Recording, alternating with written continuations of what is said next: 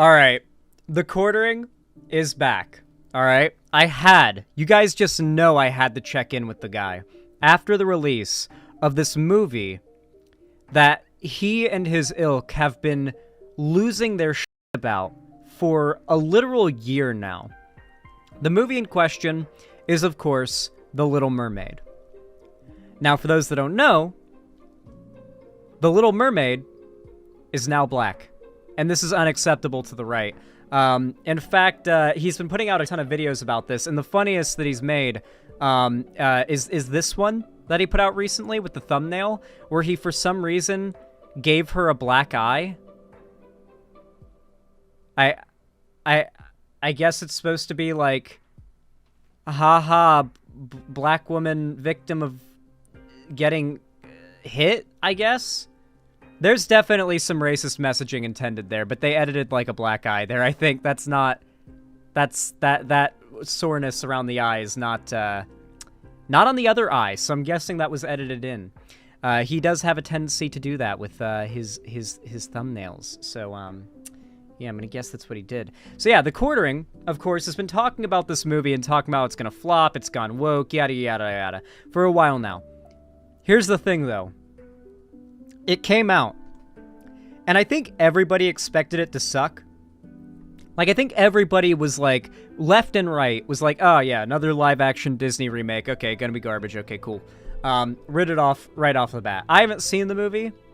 I don't care to see the movie. I will never see the movie. However, apparently it's actually good. Apparently people actually like it, and people enjoy the movie. Like, it's actually got quite a bit of buzz that was going on Twitter about it. And according to Google, it actually made quite a bit of money, over $300 million. $327 million, I think. And people, it didn't flop, and people seem to like it. It's bad. I've seen very differing opinions. You know, the people on Twitter who seem to enjoy, like, Disney movies and shit seem to really like it. So, there you go. Regardless, though, it's been received pretty well, and it's made quite a bit of money. That throws a wrench in the right's narrative, as usual. And since then, The Quartering has not made another video about The Little Mermaid. His last video he made was 6 days ago, before the reports about the box office numbers came in.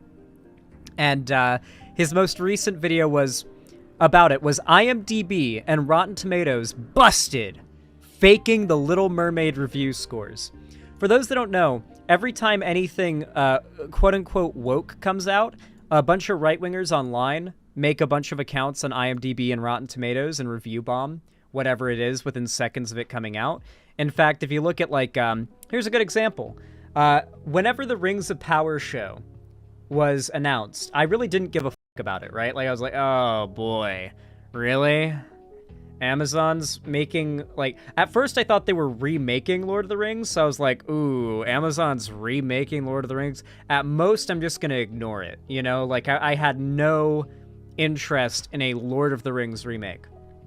And all the information I heard about it, which was mostly people shitting on it, they were talking about it like it was a Lord of the Rings remake. And they were talking about how there was going to be sex in it, because they want it to be like Game of Thrones. It's going to be woke. They're going to trample Tolkien's legacy. They're going to have, like, crazy shit that's, like, it was like really over the top, right? And so the show premieres, and I see a little bit of, like, promotional material, and I'm like, oh, hold on a minute. This actually seems like it might actually have a little, at least aesthetically, it might be good. You know, I like the aesthetic of Peter Jackson's vision of Middle-earth. It's not... Peter Jackson's vision of Middle-earth isn't exactly perfectly accurate to the books, but that's fine. I really like it. And it seemed like a bit more of a continuation of Peter Jackson's vision and aesthetic of Middle-earth. And I really enjoy it. I like the vibe. So I decided, you know what? I'll check it out. Especially because there's so much, like, anti-woke whatever stuff around it. And I watched the first episode. And as I'm like waiting for the first episode to premiere on Amazon Prime, I have Rotten Tomatoes open so I can see the user review scores come in. And I just hit refresh. And within minutes, before the show was even available to watch in my region, the Rotten Tomatoes reviewer score, or not review score, the reviewers rated it like pretty reasonably. The user score plummeted to like 5% within seconds of reviews being possible to open up, before anybody could have even seen the opening sequence, which is awesome, by the way. The like massive wave of hate reviews had already come in. The people who do this desperately argue this doesn't exist. The Quartering argues that if review bombing of this type exists, it is an insignificant portion of people impacting the actual reviews, and that the user reviews are completely, like, in the cases where apparently they're not, like, faked by Disney, I guess, are a completely reasonable metric to view a show's quality from. And it was quite wild to witness that before I could even press play on the first episode of the show, as it premiered on Amazon, the show's user rating had already dropped below 10%. It was a wild thing to witness. And it told me right away, like, where criticism of the show was going to be going.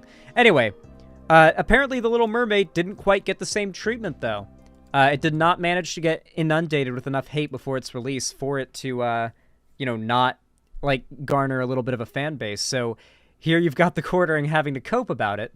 IMDb and Rotten Tomatoes busted faking The Little Mermaid review scores.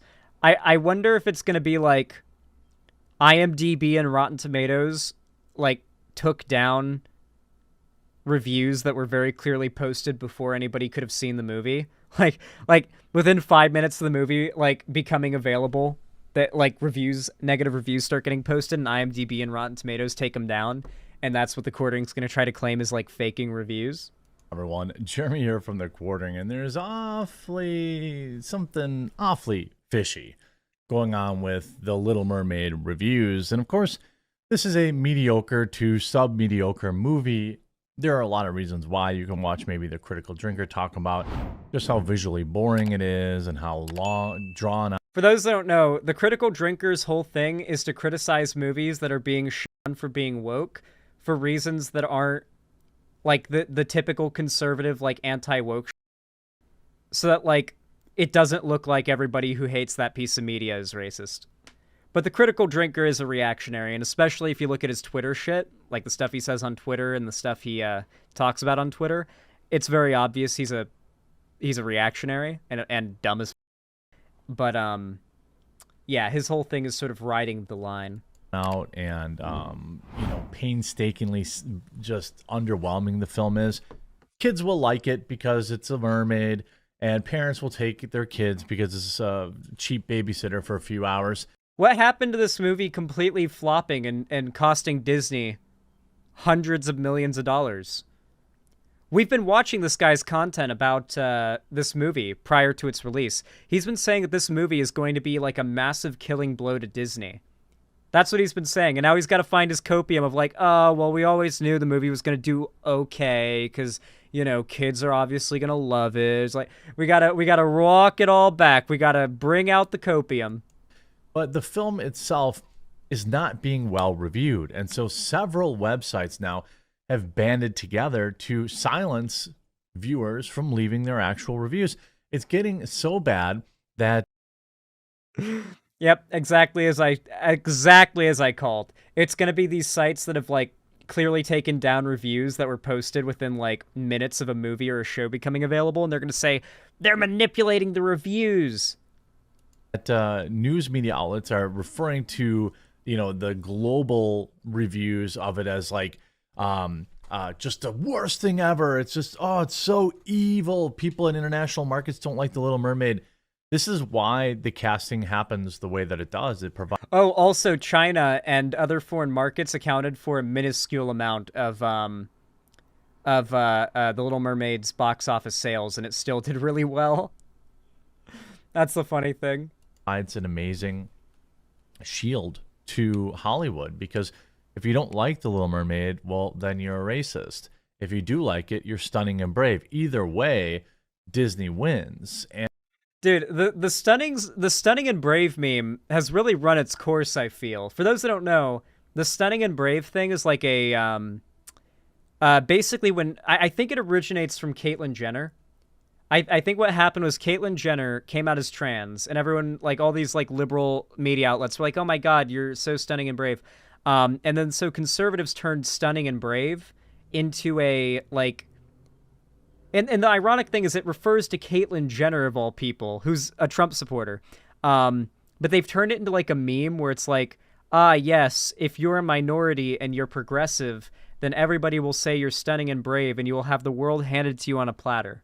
It's basically this sort of disingenuous way of trying to claim the left is cringe and too sincere and just worships minorities, I guess, without actually being able to prove that or make an argument for how that's the case. It's just sort of like a snide comment.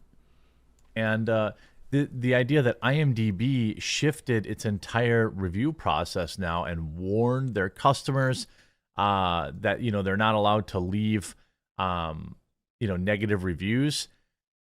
It's wild. IMDb has now become reviews? Just another woke piece of trash, just like Rotten Tomatoes. I mean, dude, it always blows me away when they say something that feels like it's straight out of a parody, you know? Like when they say, like, oh, this is woke garbage. It's like, oh my god, like, you unironically just describe everything you don't like as woke. You are just the meme. The crazy thing is quartering, the quartering is just like the lowest bar. He's the lowest hanging fruit, but he's still successful. He's still influential. The people who believe in conservative ideology are so stupid, they find this guy entertaining and enlightening. Our political opposition is genuinely this brain dead. That this guy is a good enough, like, salesman of his content that he is successful within that sphere. It's insane how they want to silence people. Even after all the L's this guy has taken. Like, this guy's literally pissed in his basement just off camera on stream because he was too, like attached to his game of Fall Guys to go get up and use the bathroom. Do you guys know how many times I've like pissed in a bottle or some shit like that because I was in a heated gaming session? Never. Not once. I'd consider myself a pretty hardcore gamer. And if I have to piss bad enough, I'll get up and, like, wipe my entire raid and WoW to go use the bathroom if I gotta piss or something. Like, how is this guy so successful among the right? And you know what it truly reveals as well is how much of lolcow culture is politically, oriented, right? You can be the biggest lolcow in the world, but if you dedicate yourself to pushing conservative ideology, you'll be ignored mostly by that side of the internet. What really makes you a lolcow, what really draws, like, people's ire towards you, like, you can do a bunch of embarrassing shit, but still get away with it if you're, like, a conservative. But if you're progressive, or, God forbid, a minority, like if you're trans or something, or gay, that's going to turn you into the biggest target ever. Could you imagine a trans person having done a fraction of the shit the quartering has done, and being, like, as successful and popular and not constantly bullied as the quartering is? In no universe. If the quartering was a trans person, he would be one of the biggest lolcows in the entire internet.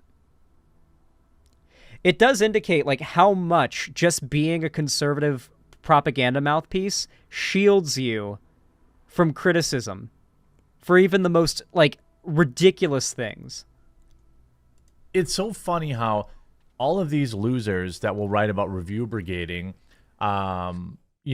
they never say anything about the millions of 10 out of 10s that seem to, come up all the time. It never really gets to, they don't call. Well, because most of the 10 out of 10 reviews don't come in 5 seconds after the movie has come out. And most 10 out of 10 reviews for things tend to come along with, like, what I actually value in a review isn't the amount of stars or whatever rating it has in percentage, it's the reviews themselves. If you see a movie that's rated 20% on Rotten Tomatoes, but you scroll down to the reviews and all the negative reviews are like this movie is woke garbage. They're just shoehorning in minorities to try to yada yada. And all the positive reviews are like, I really like the writing in this movie. They did this theme here and they did that theme here. I really like how the soundtrack uses this leitmotif. Like, if you're reading the positive reviews and they're actual reviews of the show or the movie, and all the negative reviews are like meltdowns over it being woke, then, I mean, yeah, the negative reviews don't matter. All those random 10 out of 10s review brigading, it's only the ones or zeros those are the negative ones. It's so funny. Who's how doing the often they review ignore brigading? that.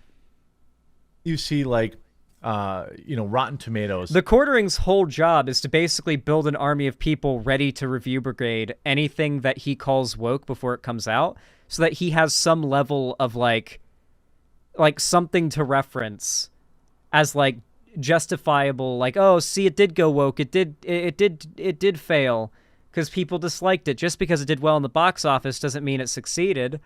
That's literally the level of cope they'll go to when they say go woke, go broke, and get proven wrong. If we look at it, I actually haven't refreshed this. I was going to do it the other day, but look at that. Nothing changed.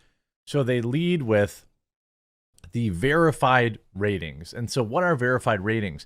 It's supposed to be reviews left by people who had bought through the app and left a review. The movie has almost $200 million in the box office, and I'm supposed to believe there's just 5,000 reviews. Well, now it has over 300 million. It's like 330 million now. It's going pretty fast. This video is only a few days old, and it's already gained over another 100 million in the box office. That's hilarious. This is fake reviews. This is ridiculous. And if you look at, let's see, top critics, oh, suddenly it's rotten. If we look at all audience, suddenly it's rotten. This is the act. He's coping because people who have actually verifiably like watched the movie, because the site has a mechanism for you to watch the movie through the site, and that's how you become a verified reviewer, is for the site to have known you watched the movie and you're a verified reviewer. And the verified reviews, the people who the site can prove watched the movie, they rate it highly. But then if you look at all reviews, which is open to like everybody who can just go in and leave a review, it goes down. That is blatant evidence. That is blatant evidence that it's being review bombed negatively. If the people who verifiably have seen the movie are rating it highly, and the people who have not verified to see the movie are rating it negatively, that's some of the best evidence for negative review bombing I've ever seen. And on top of that, he has no evidence that negative reviews are being hidden. In fact, they're not being hidden. You can literally see it. You can just literally click on it, and you can read the reviews too. I bet as well, he's not going to read the reviews. And if he does, the negative ones are all going to be about how it's woke. 100%. Let's see if he reads the reviews. Actual reviews for Little Mermaid. But in my opinion, Rotten Tomatoes, as we've seen, works closely with Disney and Marvel. Remember when Rotten Tomatoes changed the whole system so that Captain Marvel wouldn't have negative reviews? That's exactly what they're doing here. The Quartering has made over 100 videos on Brie Larson because of Captain Marvel. I think it's into the multi-hundreds now. I know that what's his name? Fucking Geeks and Gamers has made over 300 videos. Geeks and Gamers, who's a friend of the Quartering, who makes the same type of content, has made over 300 videos on Brie Larson, the actress who plays Captain Marvel. The Quartering has made over 100. Literally hundreds. Really think about that for a moment. Like how deep this grift and or obsession runs. To make hundreds of videos on an actress because she played a character in a movie you consider feminist and thus evil and woke. Restraining order needed? Yeah, you're telling me. We have 25,000 plus people there, and they've limited it to 5,000. It's like when Amazon did this for Lord of the Rings, The Rings of Power. People that have actually watched the show, they would just say, oh, well, you didn't jump through enough hoops, so we get to review, It's such copium about the fact that all these shows get, like, blatantly review bombed and the evident, like, negatively review bombed because of, like, the right-wing outrage over it.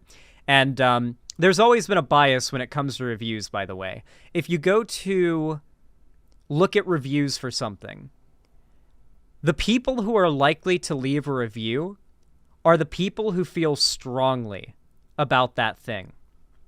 The problem with review sites, fundamentally, and the reason why I've never given a fuck about them at the end of the day, and I feel like conservatives and, frankly, lefties who, like, obsess over, like, reviews of movies and, like, review scores of movies are kind of stupid, is that, like, if you care enough about a movie that you're going to go to review it, or you care enough about a restaurant, you're going to go to review it on Yelp or something, you either really hate it or really like it. Just by the fact that people have to, like, go out of their way to review a piece of media on a site basically means you're filtering for people that already, like, that either feel very strongly positively about it or feel very strongly negatively about it. These reviews are not going to be a good representation, no matter how accurate they are, how, like, well regimented they are to keep out review bombers, positive or negative. They're never going to be a good representation of the general reaction to a movie, because most people have an opinion of a movie somewhere so in between those two extremes, they're not going to go out of their way to drop a review on the movie. So, yeah. You know, release your 1 out of 10 with a 7-paragraph review. We're going to let through all these 10 out of 10s that have like 1 or 2 words, like neat, great. It's also so wild to me as well that, like, conservatives are so privileged in the sense that all they have to worry about, like, this is a massive scandal to them. Like, the idea that this woke movie, in their mind, might have, like, falsified positive reviews is, like, a huge deal to them. Meanwhile, it's like, over on the left, it's like, the right is actively trying to destroy democracy. You know?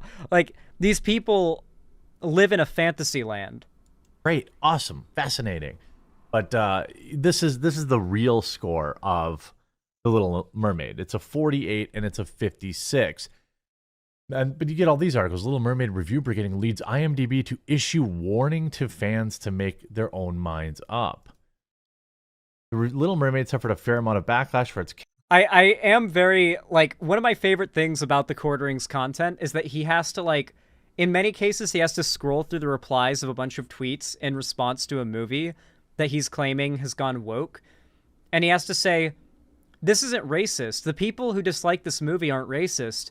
And then he has to scroll through a bunch of tweets of people saying the N-word and saying a bunch of racist shit he can't even say. Like, he'll read a tweet and say, oh, I can't say that word or I'll get demonetized. Like, can't say that word, can't say that slur. And he has to, like, scroll for a while before he finds a response that isn't just blatant racism. And then he tries to argue the majority of the hate for the piece of media he's attacking isn't based in bigotry. It's one of my favorite bits he has to do, is when he has to scroll through a bunch of tweets that are just the N-word to find one tweet that isn't racist, so he can say that the majority of people criticizing the thing aren't actually racist. They're just mad that it's bad quality. But it's also bad because it's woke, which is when there's minorities in something, I guess. Like, it's very bizarre how much their messaging is just rubber, you know? It flexes. There's no consistency or rigidity to it. Casting, we all know. You see, our rating mechanism has detected unusual voting activity on this title. To preserve the reliability of our rating system, an alternate weighting calculation has been applied. Although, like, the Quartering unironically wants you to believe there is no racist hate brigade for this movie. This movie that, like, remember the guy that went viral because he was making an edit of the movie to make Ariel white? Like, he was making a all white people edit of the movie using, like, AI technology, like that when that went viral. Like, the Quartering is unironically trying to argue that there is no racist backlash against this movie. And any claims of a racist backlash are just made up Hollywood woke propaganda. How does anyone watch this guy? I have seen white bread with more personality, because on the right, all it takes, the bar is literally so low, all it takes is that you regurgitate what your audience already believes back at them every day, a few times a day. That's all it takes. Don't even have to engage with the opposition and debunk what they believe. You just have to make entertainment based around the idea of taking the shit out of, like, lefties. Because conservative content these days isn't centered around making an argument for conservatism. It's centered around making entertainment for conservatives, centered around being cruel to progressives and minorities. That's where the big shift has happened. And it's why we're starting to see this era of right-wing cultural dominance peter out. They've started to really narrow their appeal. We accept and consider all votes received by users. Not all votes have the same impact or weight on the final rating. Oh, you're there. I mean, what? This is exactly what I expected. You know, sites like IMDb. You know why IMDb used to be like, you know, how Rotten Tomatoes got popular is because you got to read people's reviews. But now they've become so bloated and so dependent on Hollywood money for advertising that they just run defense. You know, this is not a set. They run defense. The review websites are running defense for woke Hollywood. Dude, the conspiracy, like, fantasy land these people live in is so wild. It's so wild. Does this video get interesting at any point? Who knows? People will go see these movies regardless. 164 million is certainly something. But then they'll say, there's something fishy overseas as Disney's, the Disney movie beset by review brigading. But it's only overseas people now. Korea's SBS News. Wait, no, it's talking about how the movie made a lot of money but still didn't do well in the Chinese box office. That's what the title is referring to.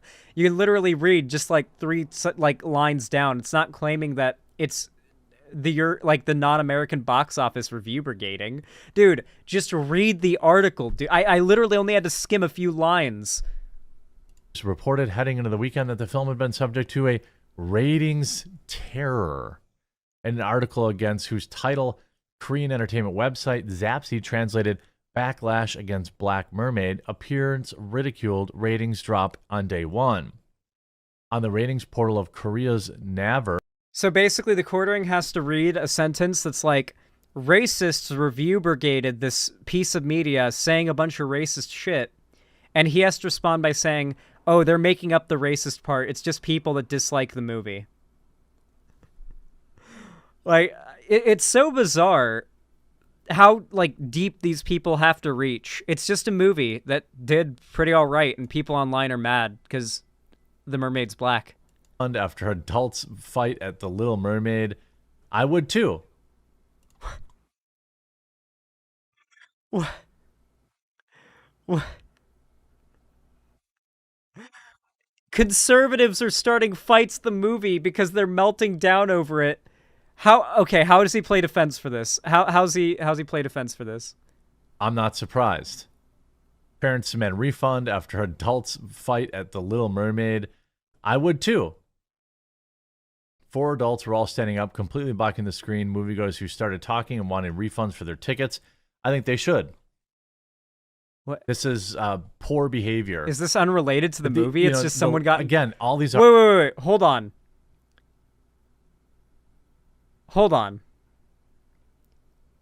Is the quartering claiming that because from what I can tell, 2 black people in a theater showing of the movie got into a fight in the theater and blocked the screen for some people, that is a negative reflection on the movie and those that made it? Is that what he's claiming right now? The only related thing is that he hates black people. That's the only through line there. Oh, when you look at now, they're just calling all these other countries racist. Like, okay, all right, yeah. Oh my God, let's read the comments. I give an 8.5 to the fight that broke out in a theater showing of The Little Mermaid. Not all votes have the weight or impact of the final score. This sounds to me a lot like telling people that if they don't like the movie, their vote is worth a fraction of a vote, while positive votes are worth double points. Some animals are more equal than others. It's not 1984 yet, Orwell still manages to prove prescient once again. Anyone else remember Rise of Skywalker hitting 86% and just getting locked in at that number? Rotten Tomatoes is a bunch of rotten liars. with Disney just remaking and race-swapping characters. It gives other studios a chance to actually come up with new storylines that feature black people as leads. I want to see original stories. I mean, Africa has an endless supply of history and mythology that... The sad thing is, there's actually non-racists in the audience that fall for his grift. Like, can you believe that? There's actually non-racists that watch The Quartering and fall for his grift. I think that commenter probably isn't racist. And they're like, yeah, no, The Quartering is just mad that they're race-swapping characters. He wants there to be more original stories with black leads. That would make him happy. That's where we align on this issue, you know? Like, that's what that commenter unironically thinks. Because, like, so few people are on the lookout for blatant racism that it'll just fly right over their head. It's so wild. So wild. And he's still doing very well. He has 1.5 million subs. How's his viewership going? Yeah, he uploaded 2 hours ago, and that video has 50,000 views. He uploaded twice 3 hours ago, 41,000 views on both. Again, 4 hours ago, 61,000. 6 hours ago, 149,000. So yeah, he's uploaded 5 videos today, and his morning upload already has 150,000 views. So he's probably pulling like a few million views a day, at the very least, on his channel. It's wild. And this dude's made hundreds of videos about just some random actress, dude. God. Yeah. The right will literally look past the most embarrassing, ridiculous shit as long as you spew their propaganda. It's really sad.